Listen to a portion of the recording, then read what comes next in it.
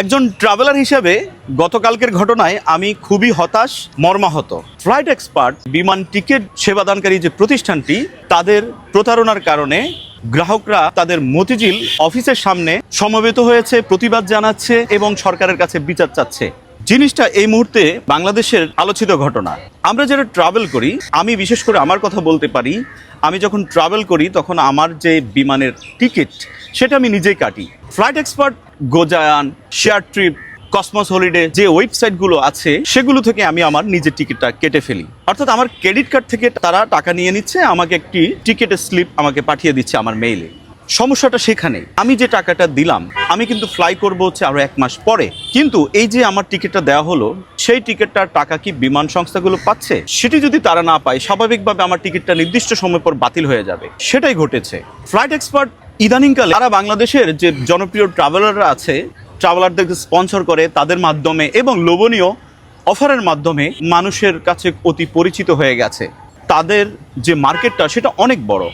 দুদিন আগ থেকে শোনা যাচ্ছিল ট্রাভেল এক্সপার্টের সিও ভেগে যাচ্ছে। এই আলোচনা যখন হচ্ছিল তখন হয়তো সবাই ধারণা করছে এটা গুজব হতে পারে, কিন্তু দেখা গেল ঠিকই শনিবার ঠিক সন্ধ্যার পরপরই জানা গেল যে মালিকপক্ষ দেশ ছেড়ে পালিয়েছে। কয়েকজন মামলা করেছে মতিঝিল থানায় এবং সেই মামলার পরিপ্রেক্ষিতে ট্রাভেল এক্সপার্টের 3 জন ঊর্ধ্বতম কর্মকর্তাকে গ্রেফতার করা হয়েছে। যাদেরকে গ্রেফতার করা হয়েছে তারা জানিয়েছে ইতিমধ্যে মালিকপক্ষ দেশ ছেড়ে চলে গেছে। এই ঘটনার পরে 17টি এজেন্সি প্রতিবাদ জানিয়েছে, তারা মামলা করার প্রস্তুতি নিচ্ছে। সাধারণত আন্তর্জাতিক বিমান এয়ারলাইন্সগুলো তাদের টিকিট বিক্রি করে ইন্টারন্যাশনাল এয়ার ট্রান্সপোর্ট অ্যাসোসিয়েশন, এটির যারা সদস্য হয় তাদের মাধ্যমে বিমানের টিকিট বিক্রি করে। যেহেতু আইটি এর সদস্য হতে হলে খুব বড় একটা অ্যামাউন্ট লাগে, তাও বাংলাদেশে অনেক ট্রাভেল এজেন্সিরই আইটি এর সদস্যপদ আছে। আমার সঙ্গে আছে আজ আমার বন্ধু আব্দুর রহমান সালে। সালে হচ্ছে ট্রাভেলার। আমি তার কাছ থেকে জানতে চাইবো, এই যে ফ্লাইট এক্সপার্টের যে স্ক্যামটা হলো, এর ফলে অনেকগুলো এজেন্সি ক্ষতিগ্রস্ত হয়েছে। তার কাছ থেকে আমার জানার বিষয় হলো, আইটি এর সদস্য আছে এমন এজেন্সিগুলো কেন তাদের কাছ থেকে টিকিট কিনতে হবে? ধন্যবাদ আপনাকে। আপনি যে প্রশ্নটি করেছেন, আইটার মেম্বার হওয়া সত্ত্বেও মানুষ কেন ওটিকে থেকে টিকিট ইস্যু করে, এজেন্সিগুলো কেন ইস্যু করে, এটি হচ্ছে এই যে ট্রাভেল এক্সপার্ট যে এত একটি স্ক্যাম ঘটিয়ে দিয়েছে, এটির কারণ হচ্ছে কি যে আইটার যারা মেম্বার কিন্তু অনলাইন পোর্টাল যেমন like travel expert, share trip, অন্যান্য যেগুলো রয়েছে সেই ওটিগুলোতে মূল আইটার থেকে দাম কম, যে কারণে সমস্ত প্যাসেঞ্জার এই সময় সবাই সচেতন মানুষ সবাই অনলাইন থেকে টিকিট চেক করে দেখে যে পোর্টাল টিকিটের দাম কম।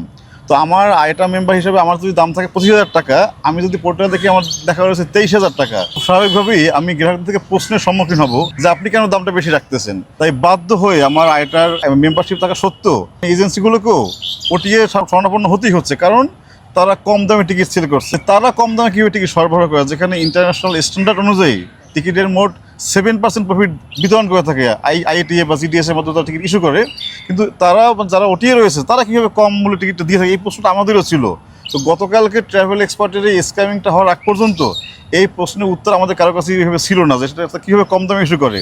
তো যেহেতু তারা 300 কোটি টাকার উপরে অভিযোগ আসছে যে নিয়ে পালিয়েছে, এখন আমাদের কাছে বিষয়টি ক্লিয়ার।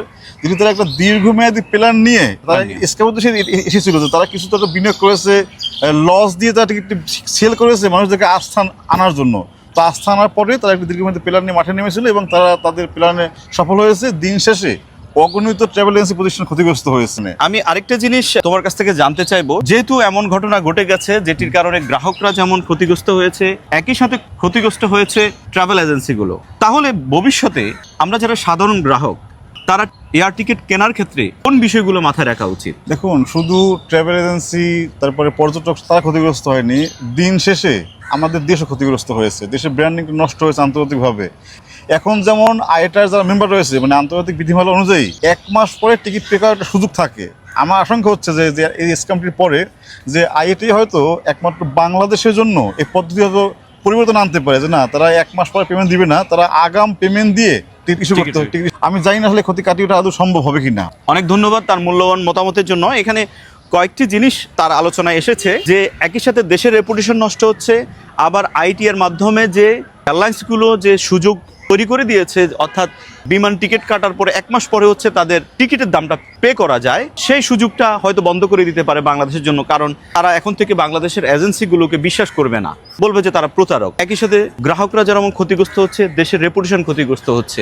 আমাদের এই ধরনের প্রতারণাগুলো ভবিষ্যতে যাতে না হয়, সেই ক্ষেত্রে আমাদের রাষ্ট্রের অনেক ভূমিকা আছে। আমরা এর আগে দেখেছি ই কমার্স প্রতারকরা খুব সহজে মন্ত্রী এমপিদের ছত্রছায়ায় তারা দেশ ছেড়ে পালিয়ে গেছে, যার কারণে দিন শেষে তাদের কিছুই হয়নি। ক্ষতিগ্রস্ত হয়েছে গ্রাহকরা, এদেশের সাধারণ মানুষরা যারা প্রতারণার শিকার হয়েছে।